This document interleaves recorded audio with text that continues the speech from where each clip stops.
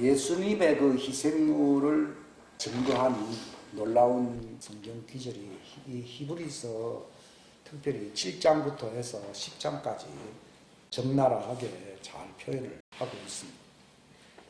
예수님의 그 희생물이 어떠한 가치와 그 효력과 그 영광이 있는가 그 말씀을 함께 나누겠습니다. 자, 레위기 23장 19절입니다. 다 같이 읽겠습니다. 시작. 또 너희는 염소 새끼 한 마리를 죄 헌물로 희생시키며 1년 된 어린 양 2마리를 화평 헌물의 희생물로 희생시킬 것이요. 잘 이해를 하지 못하는 기적이지요. 이 염소 새끼 한 마리라는 것은 하나님께 바쳐지는, 왜 한 마리라는 표현을 쓰는가? 원래 2마리예요. 2마리인데 한 마리는 하나님께 바쳐진 염소고 또 한 마리는 아사셀이죠.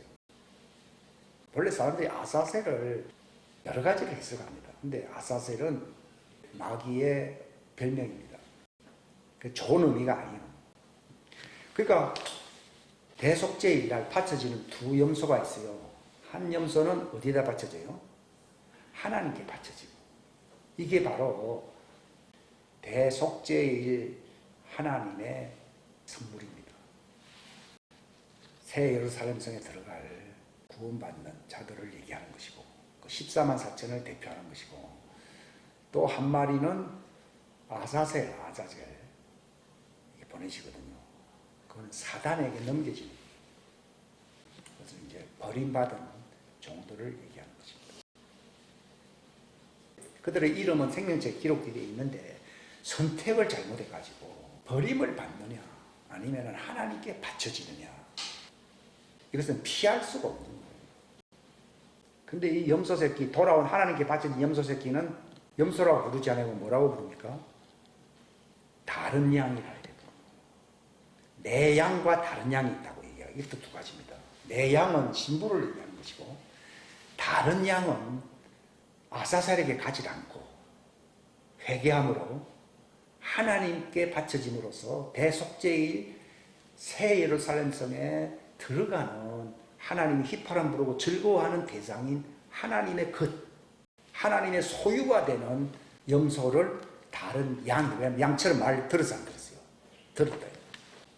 회개함으로써 들었다. 이 말이에요. 그러니까 고집을 꺾고 하나님의 음성을 들어야만이, 뜻대로 순종해야만이 양이 됩니다. 양. 그걸 다른 양이라고 그러거든요. 그들을 위해서 예수님이 속죄한다 이 말이에요. 속죄. 죄 헌물이라는 말이 속죄 제물이라는 뜻이거든요. 이게 번역을 이렇게 한 것이고, 그 다음에 1년 된 어린 양 2마리라 해야 돼요. 그럼 한 마리라고 왜 2마리인가 하면, 이거는 이제 한 마리는 이스라엘에 속한 양이고, 본토 양들, 즉 아브라함의 그 직계손들, 육신적으로 직계손들.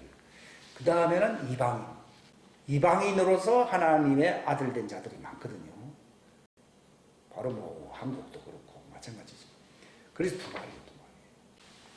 2마리를 죄 헌물이라 하지 않고 화평 헌물이라 이렇게 희생시킨다는 말은, 그들은 죄인처럼 살았지만은 내가 희생을 당함으로써 하나님과 한 몸으로 화목을 이루어야 될 대상이다 이 말이에요. 그러니까 죄를 씻음 받죠. 처음에 씻음 받는데 단번에 죄를 씻고, 종들은 단번에 죄를 씻는 것인가 끝까지 용서받을 수 있도록 계속 씻어야 됩니까? 그 왜 그렇습니까? 종들은 죄가 원래 있잖아요. 흑암 밑에 있었고 사단에게 속하여 죄를 지었잖아요. 지었기 때문에 예수님 속죄를 해야 되지만 속죄 제물로서는 화해가 안 됩니다. 그러니까 그들이 계속 씻고서 흰 옷을 입고 나중에 부활체가 되어야 화해가 돼야 돼요. 되거든요. 그래서 대속죄일이라고 하는 거예요. 대화목죄일이라고 부르고. 그들은 육신의 몸을 벗고서 부활체가 되어 새 예루살렘에 들어가야 화목이 되고, 근데 하나님의 아들들은 처음에는 속해서 같이 죄를 지은 것처럼 보이지만 이게 싹 벗겨져 버립니다. 벗겨짐으로써 너희는 내 집에 들어와야 할 자여 자아니요. 그래서 화목제예요. 그러니까 우리가 그리스도 안에 있는 거예요. 그러나 종들은 죄를 용서받는 것이지 화목할 수 있는 죄와 상관이 없는 존재가 아니에요. 이 차이가 있습니다. 그러니까 죄가 있으니까 버림을 받는 거고, 죄가 있기 때문에 타락하거든요. 계속 종들은. 그러니까 자꾸 해결을 한 번만 안 하잖아요. 또 안 하잖아요. 그러니까 이제 아사세를 가버린 거예요. 지옥 간다 이 말이에요. 그러니까 육체 안에 있기 때문에 우리도 버림받을 것을 조심해야 됩니다. 그러니까 육체 안에 있으면 속은 하나님 아들이라 할지라도요, 육체에 따라서 잘못하면 실수를 많이 하기 때문에 두려워해야 됩니다. 바울이 그 대표적인 사람이잖아요. 내 몸을 쳐서 복종케 하면 내가 남에게 전파한 후에 내 자신이 버림을 당할까 두려워한다, 이렇게 나오잖아요. 우리가 육신 장막이 있는 동안에는 육신은 죄의 법을 섬긴다 하는 말이 로마서 7장에 있어야 했어요. 있잖아요. 그러니까 육신 안에 있을 동안에는 율법 아래 있는 표를 갖고 있기 때문에 조심해야 된다. 근데 여러분, 히브리서에 보게 되면 단번에 죄를 영원히 제거함으로써 단번에 거룩함을 입었고 완전해진다, 이런 말은요 종들에게는 해당된 말이 아니에요. 이걸 갖다가 이렇게 혼용해서 사용하다 보니까 기독교계가 아주 혼탁해지고, 그러니까 구원파도 나오고. 요한 1서에 보게 되면 우리가 빛 가운데 있게 되면은, 그러니까 이게 하나님의 아들들이 주님의 명령을 왜 지켜야 되는가 하면은 죄를 씻음 받기 위해서입니까? 빛 가운데 있기 위해서입니까? 그겁니다. 종들은 계속죄일이 오기 전까지는 부활체가 될 수가 없기 때문에, 그래서 그 하나님의 아들처럼 영광의 자유에 이르도록 그들이 간곡하게 부르짖는다는 것이죠. 그러니까 하나님의 아들들이라고 하는 진정한 의미는요, 육신을 완전히 초월한 자들을 얘기하는 거예요. 율법 아래에 있다고 하는 그 표를 가진 육체를 완전히 초월해야 됩니다. 초월하게 되면은 예수님처럼 이제 살게 되는 거죠. 육신을 성령으로 죽이면은 우리가 그와 함께 살리라, 그런 말도 있잖아요. 우리가 그와 함께 같이 죽으면은 하는 말이 육체가 완전히 죽어버린다, 그 말입니다. 그러면 그분과 함께 살 것이다. 디모데서에 있지요, 그 말이요. 우리가 도살당할 어린 양같이 여김을 받았나이다. 그래서 바울은 나는 날마다 죽는다 하는 말을 쓰는 것이, 육체가 있기 때문에 그런 표현을 쓰는데 이미 이긴 전쟁을 이겨야 된다, 그런 뜻입니다. 그게 이제 성령으로 몸의 행실을 죽이면 살리라. 정복자, 더 나은 정복자들의 삶이다. 옛날에 그런 제목의 설교도 한 적이 있어요, 제가. 그러니까 우리가 그분의 말씀을 왜 지킵니까? 회개하기 위해서 지키는 게 아니고 죄와 인연이 완전히 끊어지기 위해서 지키는 거예요. 그게 요한일서 2장에 보면 나와 있죠. 나의 어린 자녀라, 내가 이런 편지를 쓰는 것은 너희로 죄를 짓지 않게 하려 함이로다. 그러나 혹시 육신 안에서 연약하면은 그분은 우리의 이제 중보자가 되셔서 화목제물이 된다 하는 말이 있어요. 그것도 화목제물이에요. 화목제물이 되시는 분이 계시는데, 근데 우리가 그분의 말씀을 지키면 하는 말이 그 진리를 내가 분명하게 한다, 그 얘기입니다. 진리를 알면은 용서를 받는 경험이 아니라, 물론 처음에 용서받는 경험이 있는데 그분의 사랑이, 말씀을 지키는 사람은 그분의 사랑이 우리 안에서 어떻게 된다고요? 완전하게 되나니, 이로써 우리가 그분의 완전함 속에 있다는 것을 알게 된다는 거죠. 그러니까 이것은 종들 수준하고는 훨씬 뛰어넘는 수준이거든요. 그렇게 지면은 내 어린 자녀들아, 내가 이런 말을 하는 것은 너희가 용서받기 위함이랬어요. 죄를 본치 않게 하려고 하는 겁니다. 죄와 완전히 관계가 없다, 이 말이에요. 근데 이제 죄와 관련이 있는 사람은 그 죄는 혼의 죄가 아니고, 영적인 혼의 죄가 아니고 무슨 죄예요? 육신의 죄예요. 따라서 어린 자녀는 육신의 죄를 짓는다. 예, 죄가 두 가지가 있어요. 육신의 죄는 항상 용서받습니다. 그러나 영의 죄, 이 하나님의 성령을 해방하는 죄는 어떻게 된다고요? 용서가 없습니다. 종들은 육신의 죄는 몸에 어떤 체질처럼 갖고 있는 사람들이고, 그러면서 그들이 막 회개하는 이유는 우상 숭배하지 않으려고 계속 회개하는 거예요. 우상 숭배를 하게 되면 어떻게 된다 했어요? 하나님의 왕국 백성에서 끊어진다 이렇게 나오거든요. 우상이라는 하나님을 대신한다는 뜻이거든요. 우상을 섬긴다는 말은 하나님하고 관계가 끊어진다는 얘기입니다. 그게. 우상을 짓게 되면 무슨 죄를 범하게 됩니까? 육신적인 죄만 범합니까? 성령 해방죄까지 들어갑니까? 그러니까 성령 해방죄를 지음으로써 아사살에게 그 용서가 없으니까 아사살에게 넘겨버린 거예요. 근데 하나님의 자녀는 하나님께로 났기 때문에 범죄치 않는다는 말은 육신의 죄를 범죄치 않는다는 말이 아니고 아사셀에게 넘겨지는 성령 해방죄를 안 짓는 게 아니라 못 짓는다. 왜냐하면 하나님의 씨가 벗어되어 있기 때문이다. 그러니까 육신의 죄와 이 성령 해방죄를 구별을 못하게 되면요, 성경 해석이 복잡해집니다.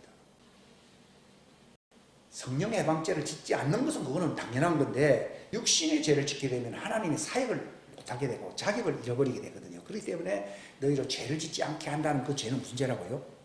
육신의 죄를 얘기합니다. 이것을 잘 구별을 못하면은 아주 혼선을 빚게 됩니다. 나의 어린 자녀들은 무슨 죄를 지을 수 있다는 얘기예요? 우리도 그랬고 육신의 죄를 짓게 되지요. 신경질 부리고 하는 것도 육신의 죄고, 욕망의 죄나 뭐 이런 거 하는 거짓말하고 하는 이런 것도 다 육신의 죄거든요.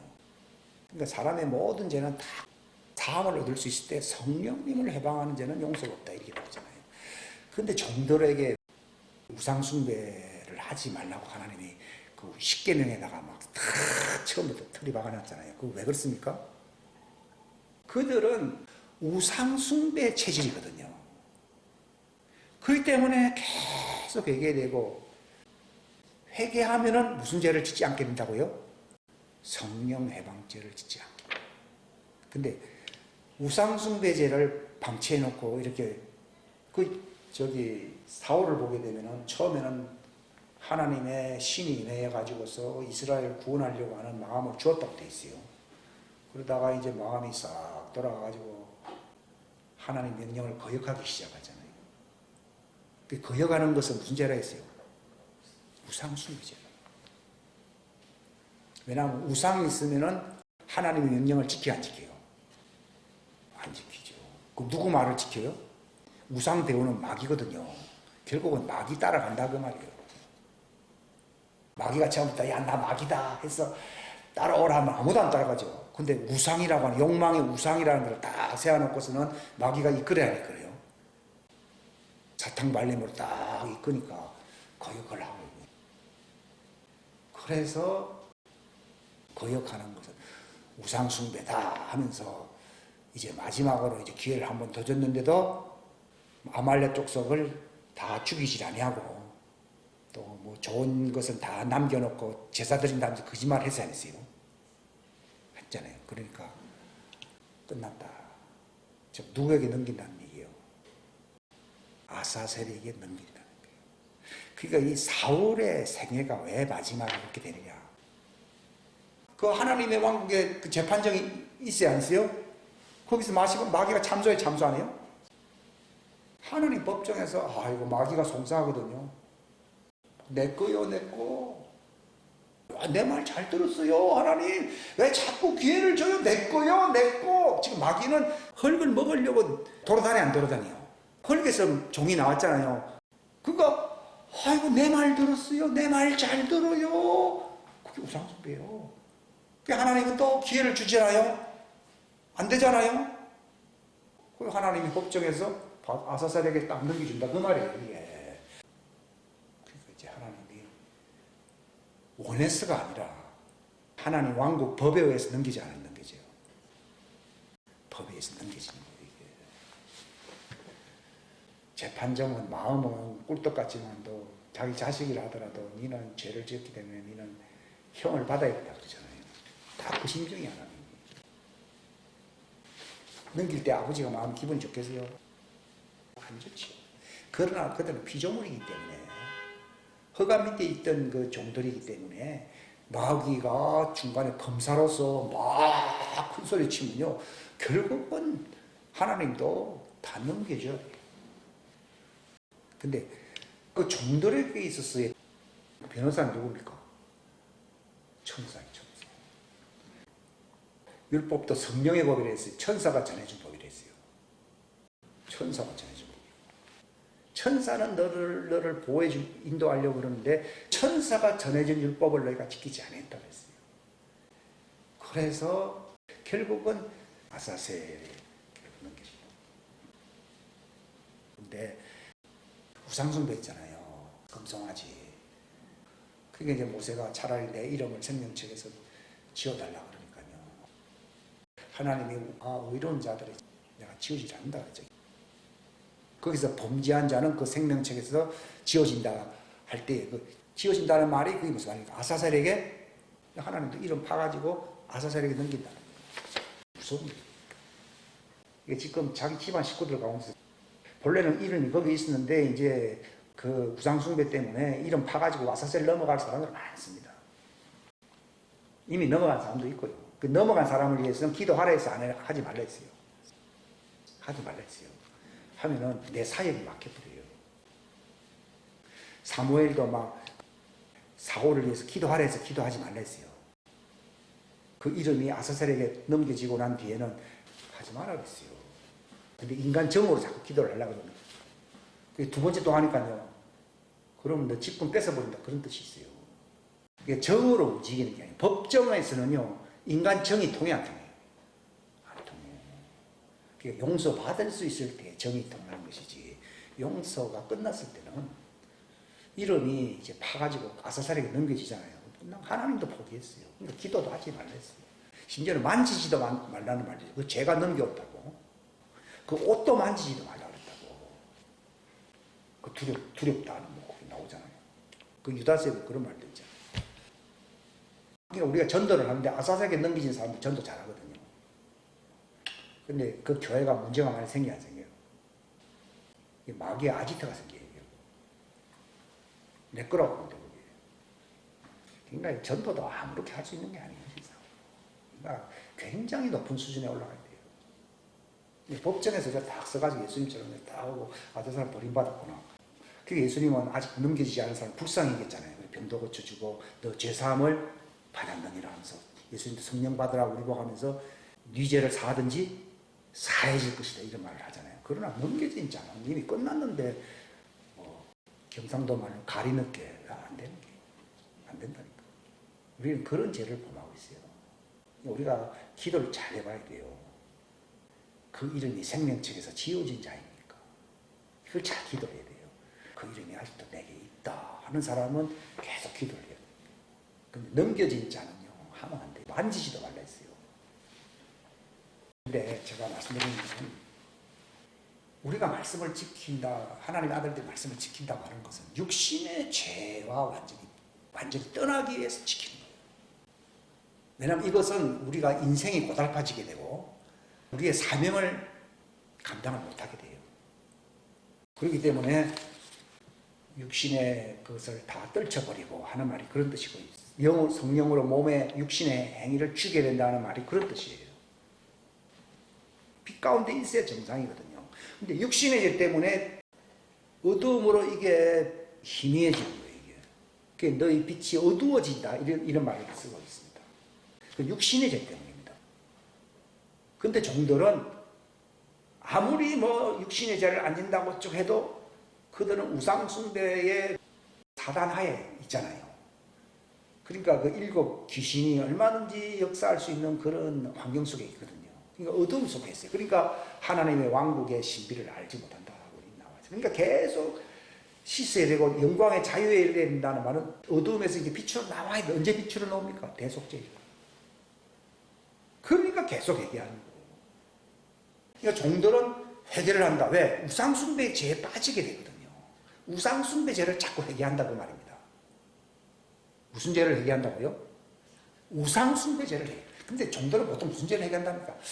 나는 우상 같은 거 안 짓고 내가 도둑질하는 마음을 가졌습니다. 또는 내가 어떤 나쁜 짓을 했습니다. 이런 걸 자꾸 얘기하는 게 아니에요. 그거를 얘기하는 게 아니라 그거는 따라가는 거고, 하나님의 명령에는 순종하지 아니하고 자꾸 내 마음 따라 욕망 따라 내 육체 따라 가는데 이 안타까운 이것을 치면서 가슴을 치는 거예요. 가슴을 형제여 치자고 하면 육체를 치잖아요.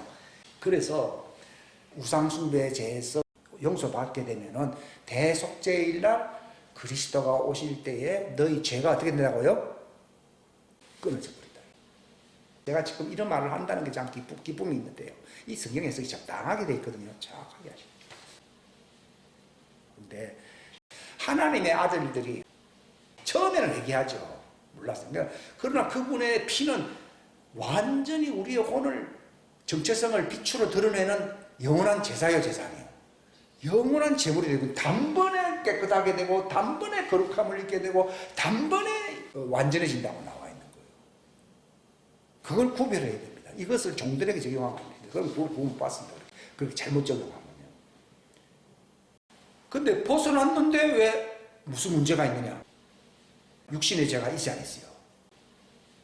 육신의 죄는 그거는 태어나고 난 뒤에 들어온 죄입니까? 본래 창세전부터 있었던 죄입니까? 육신의 죄는 태어나고 난부터 있었던 죄예요.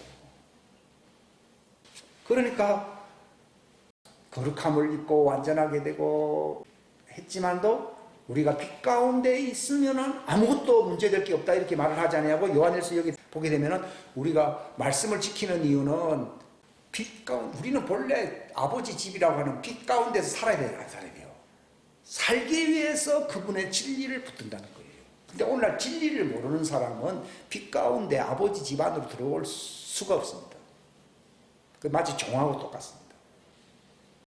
진리를 알아야 됩니다. 근데 종들은 우상숭배죄에서 벗어나서 구원받기 원합니다 하고 예수를 믿는 것이지 진리를 알므로 빛 가운데서 아버지와 같이 그렇게 살기 위해서 하는 건 아니에요. 그 차이가 있어요. 그들은 언제 그런 일이 일어납니까? 대속죄일날 부활체가 될 때에 그 시온성에 그 새 예루살렘 성에 들어옵니다.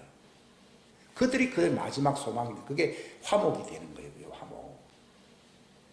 근데 우리는 육체 안에서 화목, 빛 가운데 들어왔기 때문에 말은 당자가 죄를 많이 지었지만 아버지 집으로 가야 안 가요? 그 정신을 차렸다는 말이 정체성을 알아차렸다는 얘기지 또 회개했다 그 얘기가 아닙니다. 정신을 차렸다는 말은 그동안 혼미하게 살았다 그 말이거든요. 그 말은 쏘갔다는 얘기입니다. 우리가 왜 진리를 얘기합니까? 이 혼미한 상태에서 완전히 이 미혹에서 탁 벗어나가지고 진리를 아는 순간에 내가 잘못 살았습니다. 그런 면에서 죄를 지었다 그 말입니다. 그동안. 그렇지만도 이제 그 죄와 나와는 상관이 있어요 없어요? 없기 때문에 아버지 집으로 담대에 들어가야 안 들어가요? 내가 아버지 집으로 들어가잖아요. 그래서 우리 지정소에 담대함으로 들어가야 안 들어가요? 들어가는 거예요. 그걸 확실하게 알아야지 신부입니다. 신부. 확실하게 알아야 됩니다. 어린 사람들은 뭐가 어린가 하면 육신의 죄를 여전히 따라가고 있는 게 있다는 거예요. 이 습관적으로도 그렇고 육신 이건 땅에서 만들어진 죄거든요. 부모로부터 물려받은 죄고 이걸 자꾸 벗어야 되거든요. 그래서 우리가 빛 가운데 있으면 이 말입니다. 종들은 빛 가운데 못 있습니다. 만약 그들이 빛 가운데 있으면 하나님 아들과 똑같아집니다. 그러면 대속죄도 필요 없습니다. 그러니까 그분이 빛 가운데 계신 것처럼 우리도 빛 가운데 거하면 하는 말이 그분의 말씀을 지키면 그런 일이 일어나야 안 일어나요? 딱 일어나거든요. 근데 진리를 모르면 종처럼 살게 돼 있고 진리를 붙들게 되면은 예수님처럼 살게 돼 있어요. 빛 가운데 딱 들어오게 됩니다. 근데 빛 가운데 들어왔다고 해서 육신의 죄가 본래 없는 겁니까? 남아 있습니까? 남아 있기 때문에 우리가 죄 있다고 고백하면 하는 말이 그때 그 죄는 육신의 죄를 얘기하는 거예요. 부모로부터 물려받은 것이 있고 내가 환경상에서 받은 것이 머리부터 발끝까지 다 시켜달라고 그런 얘기를 하잖아요. 그건 육신의 죄를 얘기하는 거예요. 우리가 우리 죄를 서로 고백하면은, 자백하면은 그는 미쁘고 의로사 우리를 모든 불의에서 우리를 깨끗하게 한다는 말은 육신의 죄예요. 그러니까 육신의 죄와 우상숭배의 체질인 그 죄하고 차이가 있어요. 하나님의 아들을 쏘았을 때는 우상숭배 할 수 있습니다. 근데 딱 말씀이 들어오게 되면은 우상숭배죄에서 단번에 벗겨져 안 벗겨져요. 싹 벗겨져 버립니다. 그러면서도 빛 가운데 들어왔지만도 계속 내 어린 자녀들아 우리가 죄가 없다고 해야 됩니까? 육신의 죄는 있다고 해야 됩니까? 육신의 죄가 없다고 하는 사람은 거짓말쟁이요. 거짓말하는 자는 진리가 그 속에서 있을 수가 없다. 이렇게 됩니다. 그러니까 진리가 들어오게 되면 죄가 나는 없다 이렇게 말하는 게 육신의 죄가 보여야 한 거예요. 더 잘 보이지. 그죠? 그러니까 그분이 빛 가운데 계신 것처럼 빛 가운데로 단단히 그 지성소가 빛이 있는 곳이거든요. 거기에 들어가게 되면은 그러면 육신의 죄는 없는, 육신의 죄는 또 있다 이 말이에요. 그러니까 자백만 하면은 어린 양의 피가 우리를 모든 불의에서 깨끗하게 해야 하네요. 한다 그 말이에요. 그러니까 바울이 뭐라 그랬습니까? 내가 본성으로는 하나님의 법을 지키지만 내 육신으로는 뭘 지키고 있다고요? 죄의 법을 지키고 있다. 그 말은 자범죄를 짓지 않았다 하더라도 그런 자범죄를 지을 수 있는 동기부여가 자꾸 생기 안 생겨요?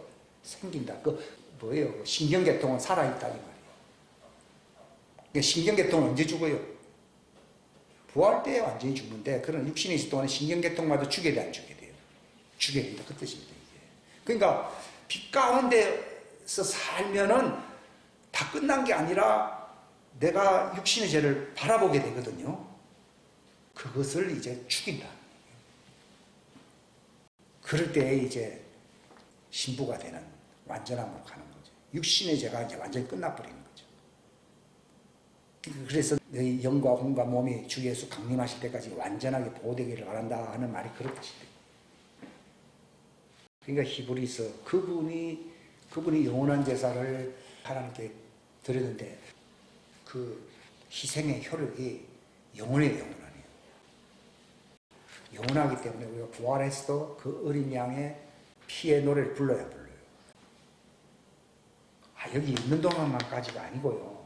영원히 어린 양. 그분 때문에 우리가 존재한다는 것을 노래합니다.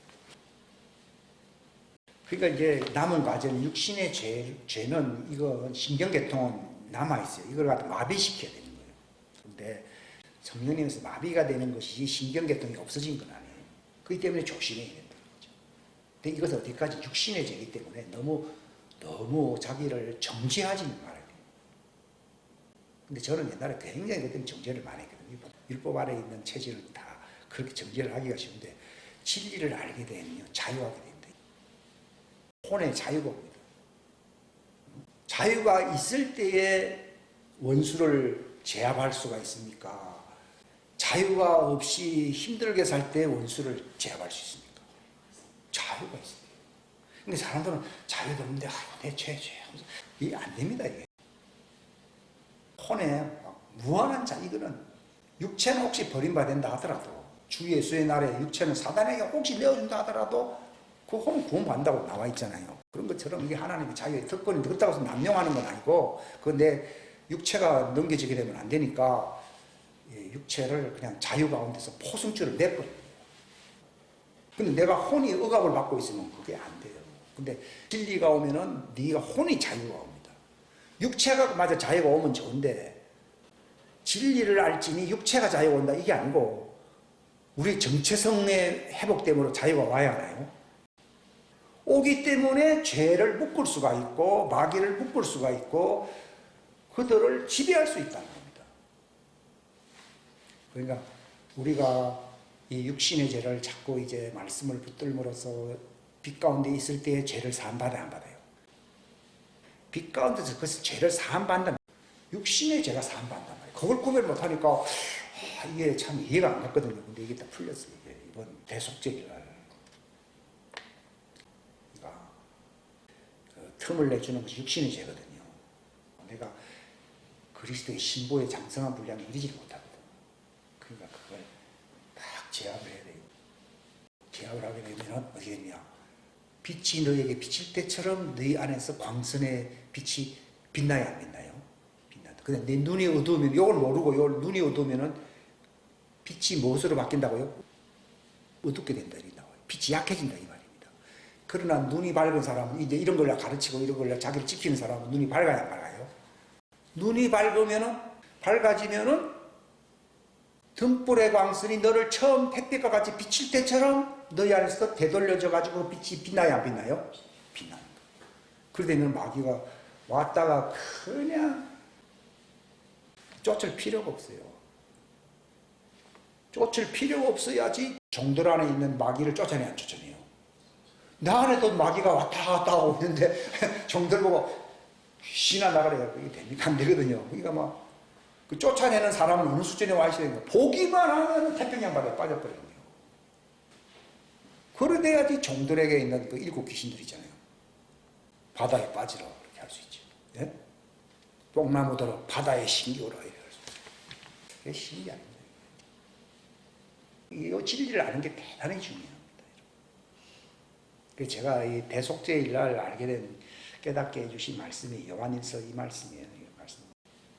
로마 7장에 나오는 그 말씀도 바울이 육신으로는 제복을 지킨다는 말이 이게 불신자 때 과거의 경험을 고백하는 건가? 어떤 사람은 또 그렇게 해석을 하는 사람이 있어요. 그게 아니고 아무리 사역을 한다 하더라도 육신의 죄는 얼마든지 남아있을 수가 있고 그 흔적이 남아있다 이거예요. 그러니까 바울이 그걸 아니까 괴수죄인이라 불러서 안 불렀어요. 그 사람이 뭐 진짜 종들처럼 그렇게 죄가 많다 그런 얘기가 아니죠.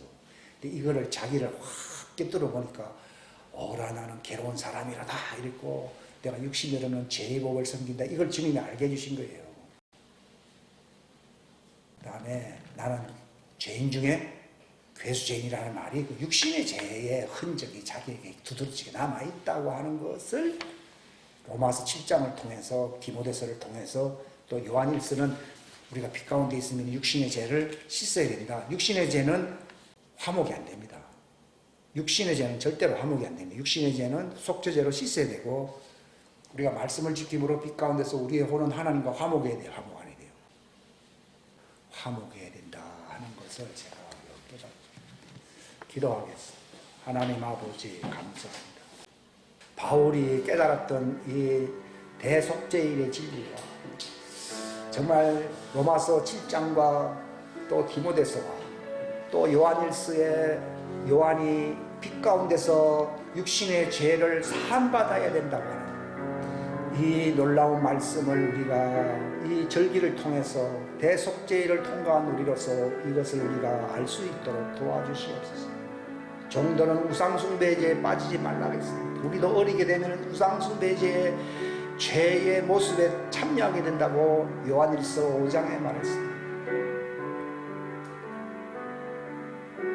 우리는 육신에 속하여 죄 아래 팔릴 자가 아니라 정말 어두움을 결박하고 정말 종들의 죄를 살 수 있는 그러한 빛의 자녀들로서 영광스럽게 살아갈 수 있는 이 권리와 특권과 영광을 누릴 수 있도록 도와주시옵소서. 우리를 이 진리의 말씀을 깨닫게 하사 우리로 하여금 어둠이 전혀 들어오지 아니하고 완전한 빛 가운데서 승리할 수 있는 자로서 그 소망의 영광에 이를 수 있는 지혜로운 자들이 될 수 있도록 은혜 내려 주시옵소서. 함께하여 주시기를 간절히 바라옵고 거룩하신 주 예수님의 이름 받들어 간절히 기도하옵나이다. 아멘.